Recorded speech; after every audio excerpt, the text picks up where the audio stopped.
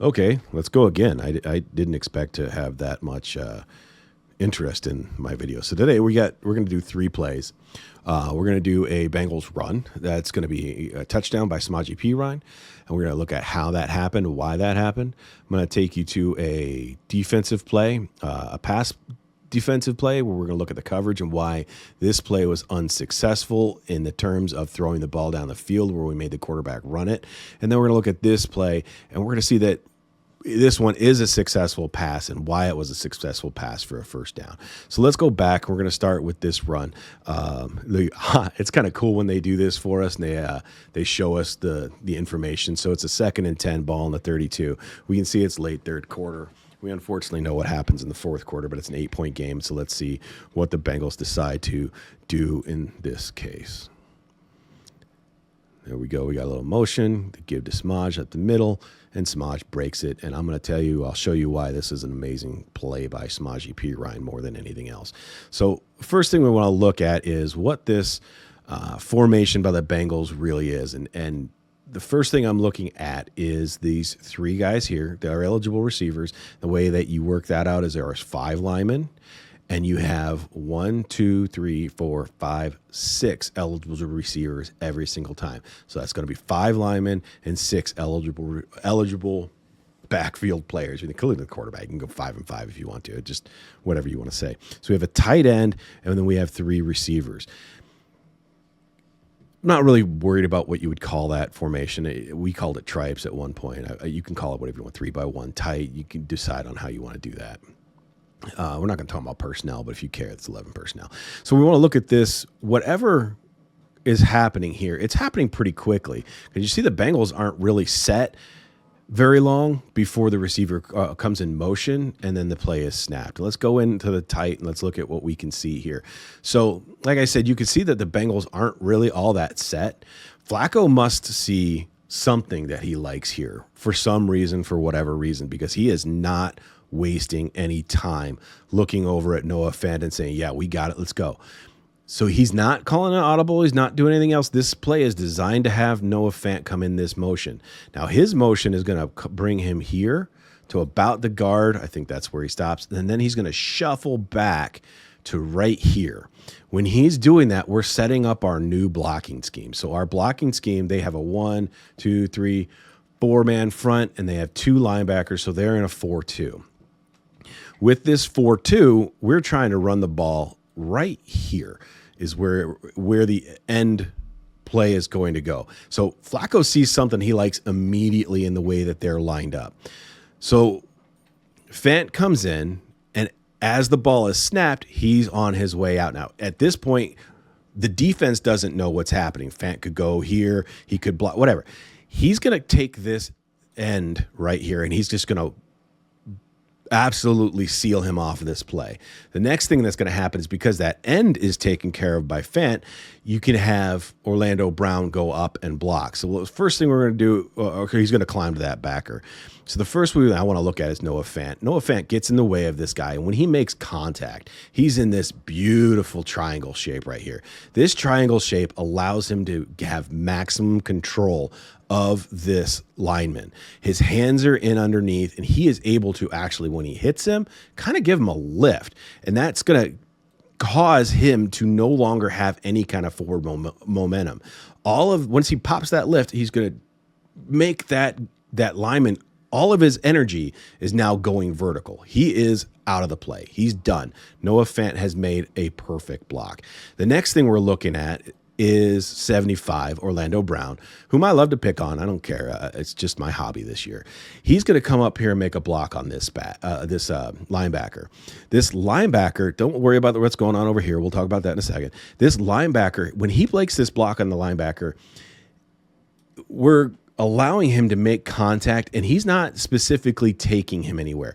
These guys are all trying to take their guys in different directions, but the freedom Orlando Brown has here is after he makes contact, we say take him wherever he wants to go. So that means if the linebacker wants to come in this way, take him that way. Seal him off and put him into the wash. If he wants to go this way across your face, take him that way. And the reason we do that is we have Samaje Perine who can see what's going on, and he's going to make Orlando Brown right. He's going to make him right. Whichever way he chooses, it's the right thing because Samaje is going to make that happen. If Samaj sees this guy go in here, he's going to go outside. If he sees him dip in here, he's going to go inside. That's kind of not what happens, but that's the idea here.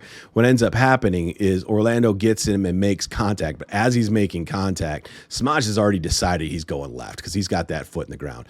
And you would kind of think that with his head on this side, Samaj would have just continued up this way.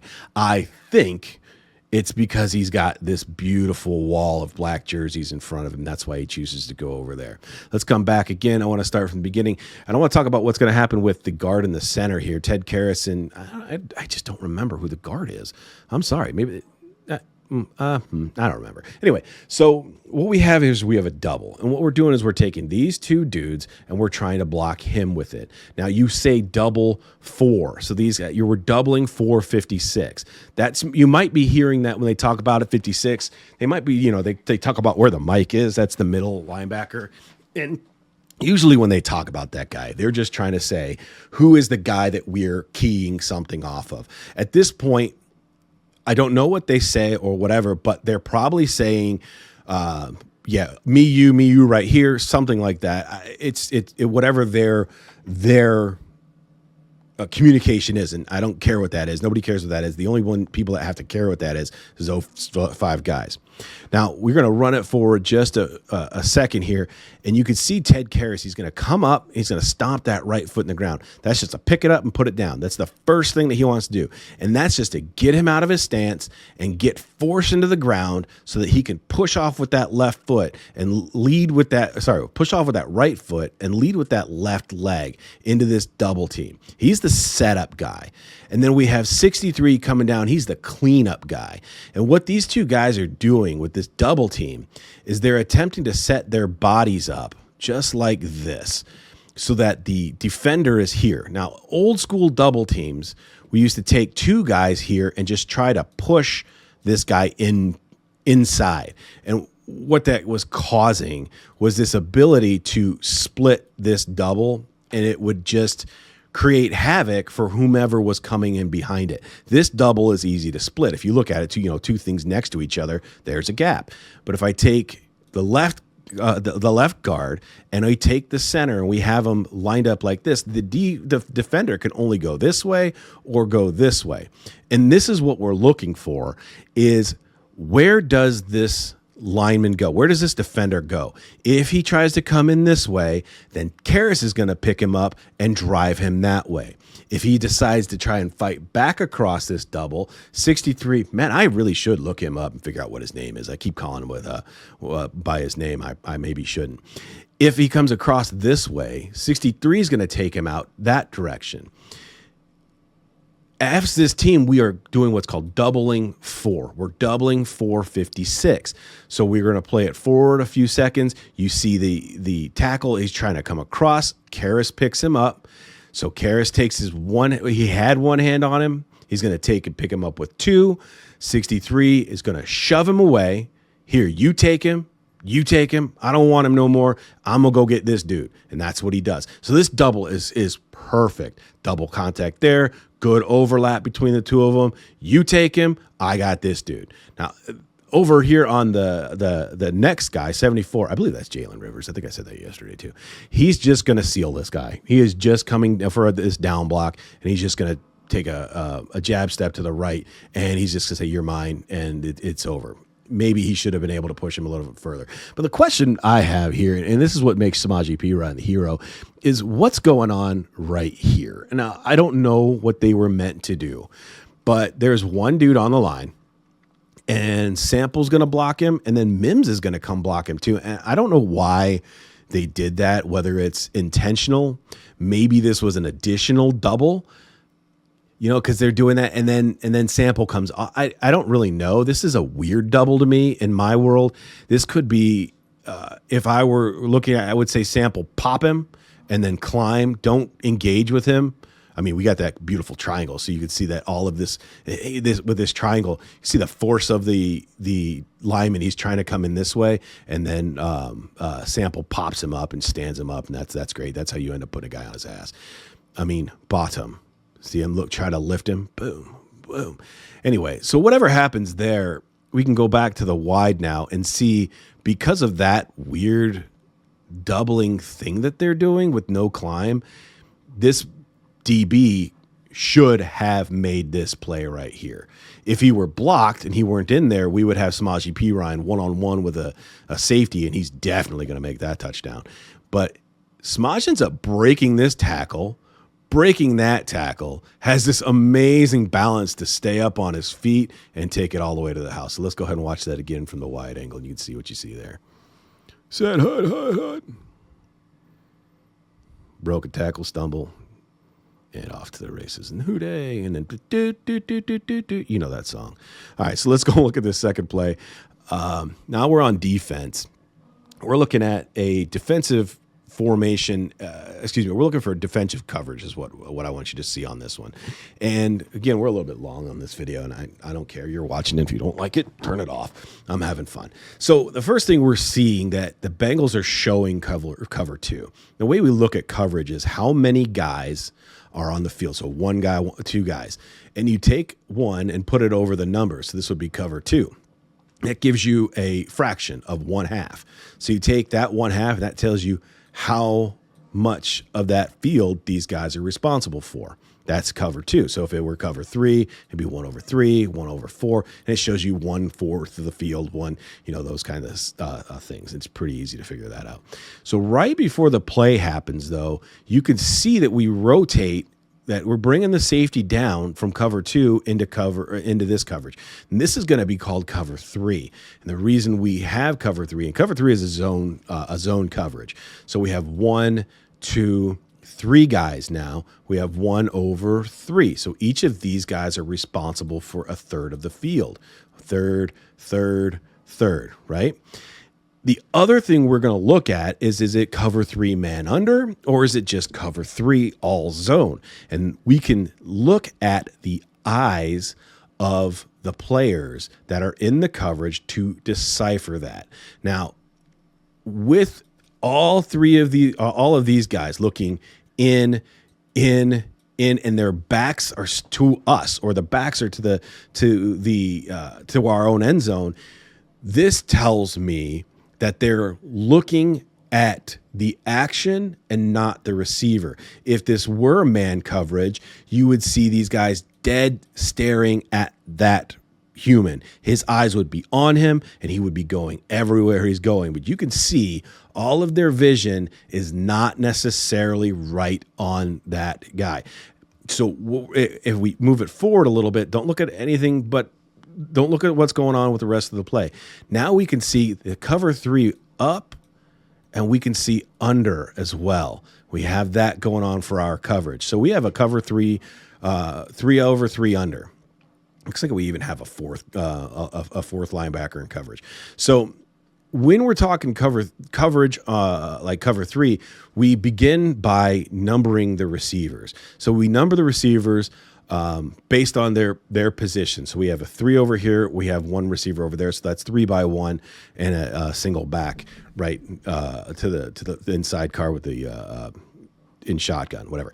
So we number the receivers number 1, number 2, and number 3. So we have 3 receivers on this side, and we talk about them as the number 1 receiver, the number 2 receiver, and the number 3 receiver. We actually say that you should have been on 1. If you hear that, they're not talking about covering Jamar Chase. They're talking about you should have been on the number 1 receiver. As this play is about to happen, you see this motion, and as soon as this happens, we have reset the numbers. He is now the number 1, he's the number 2, and he's the number 3. We want that kind of emotion as an offense to throw off these 2 dudes. So they do a fantastic job of recognizing that. And you see both Bengals coverage guys, DJ Turner and Dax Hill, see that, and they reset the 1 and 2. You can tell because they bumped out. Both of them did a great job of bumping. This would be the time that you might see a guy waving his arm like saying bump out, bump out. You know, he's kind of doing that push out kind of thing as you see him do. So at this point, we're just looking down here. I really just want to focus down here at the moment. Each coverage has rules, and the rules are individually decided. I can't tell you what their rules are. I can only guess what their rules are. Rules generally have something to do with a guy that's going vertical, or a guy going out, a guy going vertical, or both going vertical, one going in, one going out. And it really is what the rules are. And that will also involve what the linebackers are doing. And we'll show you here in a second that it's going to involve Jordan Battle out there as well. And what ends up happening is both the number 1 and number 2 receivers go deep. So they both are going vertical. And we say vertical because, this would be the vertical side. This would be the horizontal side. So both of those guys are going vertical, which means both of those coverage guys are going to work with it. So both Dax Hill and DJ Turner are going to cover those guys down the field. Turner has this third of the field. That's where he is. He is dead center in that third of the field. We have Battle. He has the middle third. Now, he didn't see anything coming vertical on this side, and you can see nothing's vertical on this side. So Jordan Battle knows he's got to get on his horse, and he's got to be the one that's covering this guy. DJ Turner knows that he's got to stay over top of this guy because he's got Dax Hill to help out from underneath. And that is exactly what happens. You can see Battle working his way across the field on his horse to get there. You can see Turner staying as deep as the deepest man. He's not letting anything get behind him. And you can see Dax Hill settles in right there on his coverage right here as well. And this is ideal coverage for what these receivers are giving us. Again, I am ignoring everything else in the field. I'm only talking about that particular coverage. If you want to, we can actually get over here and talk with. I don't want to talk about him. Never mind. See, in my beautiful editing and my beautiful production value, I'm not even taking notes. I'm just talking right now. This causes nowhere to throw the ball. Everyone's covered. This would be if he were still in the pocket and the guy eventually got sacked, right? This would be your coverage sack because everyone is covered. There is nowhere to go with this ball. I mean, they ran this play into cover 3, and this will not be cover 3 will beat this all day long. So quarterback's got to keep it, ends up making a run down the field. It's first down. It looks like he ends up gaining 3 yards instead of the big, huge first down that he wanted. And that's a great job by the Bengals coverage. Now we have another coverage that we're going to say, I want to show you both the blown coverage, and I want to show you something cool that happens up on the D line with the linebackers. Let's again focus just on the coverage for this moment, and we're looking, okay, what are we in? So the quarterback's, his first read, so it's pre-snap, you have a pre-snap read and you have a post-snap read. That's where is everyone before I snap the ball, and you guessed it, where are they after I snap the ball? So at this point, the Bengals are showing what? They're showing cover 2, which would be down the middle. They could be showing cover 4. These guys bail, and we have 4 quarters of the field coverage. You've also heard, hey, my daughter just said what's up. We have 4 guys going down the field. You've heard quarters coverage, or you've heard cloud, or anything like that. That's the quarters coverage. Everyone has a quarter of the field. So we look, as we get ready to snap the ball, we see Jordan Battle rotating down. Right, rotate, and we talked a second ago about guys talking with their hands. You can see that the number 1 receiver dips, so he's no longer number 1. Once he goes away, the number 1 receiver is now 1 and 2, and he's crossing the line of the center of the formation. So he's no longer our guys down here to worry about. I just really want to work on this bottom. Don't worry about what's going up top there, because that's where the play is going to end up going. The play is going to come here. So as he goes away, we're resetting now the number 1 receiver, the number 2 receiver. We're in a cover 3 setup, and I think, again, that's cover 3 because we're looking at the same kind of stuff. We're looking at not necessarily the individual guy, but we're looking at the areas they're going to. And we can see up here, we're going into a cover 3 look as well. So there's a lot of things that can give us that kind of information. So what, again, and I don't know what the Bengals rules are, and I can't emphasize that enough, is what we don't know. We don't know what we don't know. And there's a lot that we don't know that we are constantly guessing about. And in this case, we have these 2 receivers doing something. Now, the rule might be that if he goes inside, he's getting picked up by the linebacker. But what I think the linebacker is, he's got back responsibilities in this one. And I think that because we have a blitz on, so he's going to be worrying about where this back goes. And you can kind of see that his eyes are on that back and on that quarterback to make sure that if the back comes out, that he's got to take him. So we have number 10 kind of breaking inside, and we have whoever this dude is breaking outside. Dax Hill chooses to stay on him, and Cam Taylor-Britt chooses to stay on him. Again, I don't know if this is Dax Hill's fault, and I don't know if this is Cam Taylor-Britt's fault. There is no way for us to know that because he was the number 1 receiver. He was the 2. And if we go back, we can see that they came from that spot. I can kind of guess, again, that short should be the short guy should take the short route. Deep guy should take the long route. But this right here is a cover 3 beater. It is because they're taking a guy, trying to send him up the hashes, which if you think of the thirds, there's a gap right there. So he's trying to go up. He's trying to break outside to mess with the coverage zones as well. So I really think the Bengals were unfortunately in a cover 3, and that's what kind of caused this.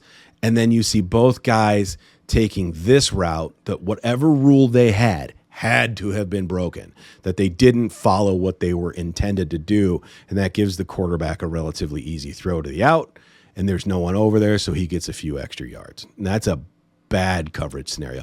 Now, here's the fun part. I didn't even know this was at first until I looked at it like the third time, that we have ourselves some fun defensive line play. I love defensive line. That's what I'm talking about. So we have our guy set up out here, and he's in a 5. This could be considered a 1 or a shade. I really think I would put him in more of a shade than a 1 because of how much he's covered on that shoulder.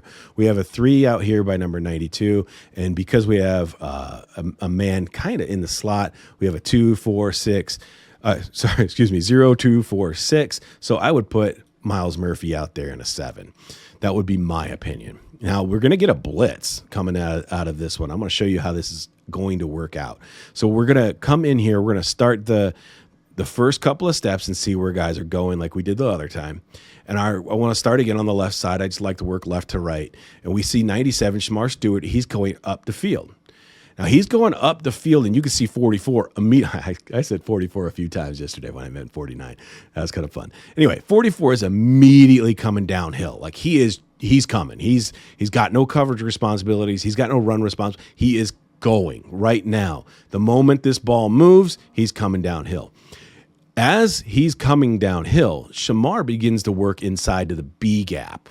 Now, when he does work inside the B gap, his job is to take the tackle that's on him and turn him inside, just like that. Because now we want this tackle blocking him and thinking, oh my gosh, he was trying to go outside and look how awesome I am. I ended up sealing him on the inside.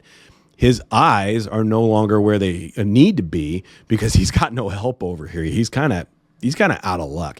Maybe they called that, you take him, and we'll get him.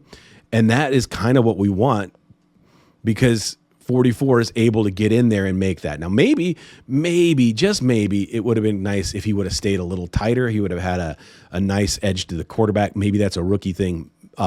Maybe he was there. This is more of a run blitz. I don't know. But if he stays tighter, he's going to put a shot on that quarterback for sure. Then the other thing we have over here is we have something going on with these two linemen right here. Now, these guys are going to do a stunt or a twist or a game, or whatever you want to call it. They're going to do it. So what we have is on our first step, we see 98. 98 gets this huge jump to his right. So he's in this A gap, and he's taking on the other A gap right now. Okay, we see 92 also coming right up into this B gap. Now, this is window dressing. This is we're faking kind of thing because watch 92. He's going to end up coming back across to the left, and he's going to end up being on the opposite side of where 98 is. Now, these guys both have jobs that they're doing, and this is all a smoke show. There is no chance in the world that 98 is going to be doing anything. I mean, okay, there's a chance, but that's not his job. His job in this particular case is to cross this center's face, hopefully have this guard come down on him. occupy that center, and his last thing he's doing is he is aiming for this shoulder of the guard. So we're going to watch him come in. We cross that center's face.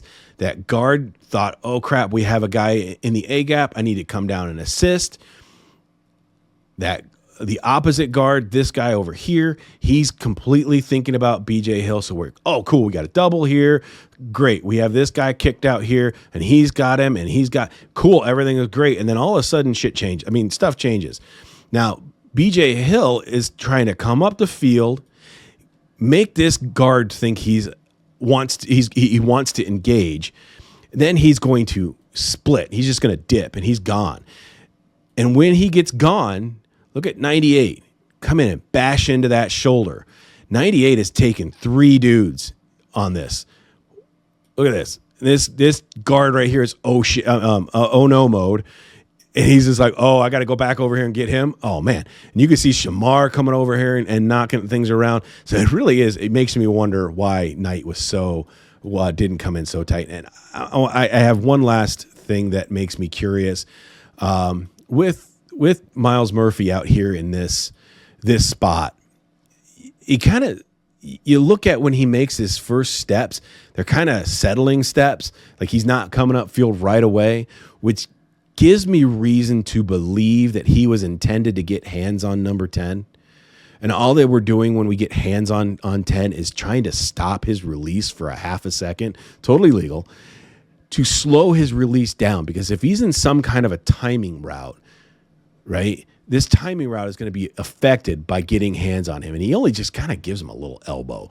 If he were to take his right hand right here, it wouldn't do anything, and just bury it in his chest, it's going to give Dax Hill an extra second to figure out what's going on, which will give Dax Hill the ability to go over top and get to that out. Probably jump that route and take it. That's a pick 6 if he's able to jump that route.